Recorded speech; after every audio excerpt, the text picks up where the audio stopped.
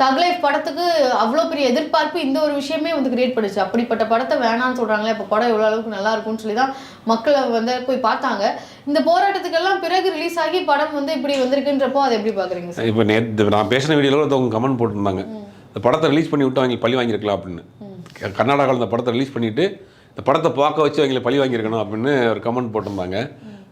உண்மையிலேயே வந்து எதிர்பார்ப்புகள் இருந்துச்சு. இந்த படத்துக்கு ஒரு பெரிய எதிர்பார்ப்புகள் இருந்துச்சு. நம்மளே ட்ரெய்லர் இருந்துச்சு. பாட்டு வந்து பெரிய ஒரு ஹைப்பை கிரியேட் பண்ணியிருந்தேன். பஞ்சவர்ண பூ பாட்டு வந்து அங்கங்கே ஒரு ஒரு பிட்டாக வருது. மற்றபடி அந்த முத்தமல்லிகை பாட்டு வந்து பெரிய அளவில் எதிர்பார்க்கப்பட்ட பாட்டு. விண்வெளி நாயகன் பாட்டு பாட்டு ஒரு படத்துக்கு ஒரு பெரிய இது. கொஞ்சம் சமீப காலமாக சோஷியல் மீடியா ஃபுல்லாகவே அந்த பாடல் தான் பெருசாக ட்ரெண்டிங்கில் போயிட்டு இருந்துச்சு. பட் ஆனால் பாட்டையும் பயன்படுத்தாமல் விட்டுருக்காங்க. ஏன் பாட்டை பயன்படுத்தாமல் விட்டுருக்காங்க? நல்லா தான் இருந்துச்சு, வைரலாக தான் போச்சு. எப்பயுமே அதை படத்தில் பயன்படுத்துவாங்க. சிச்சுவேஷன்ஸ் எதுவும் அமையலையா படம்? இல்லை இது என்னமோ படத்தை வந்து நிறைய எடுத்துருக்காங்க. 5 மணி நேரம் 6 மணி நேரம் ஃபுட்டேஜ் எடுத்து அதை ட்ரிம் பண்ணி அதை வந்து கட் பண்ணி எதெல்லாம் வேணாங்கிறது கடைசியில் பாட்டிலே கை வச்சுருக்காங்க.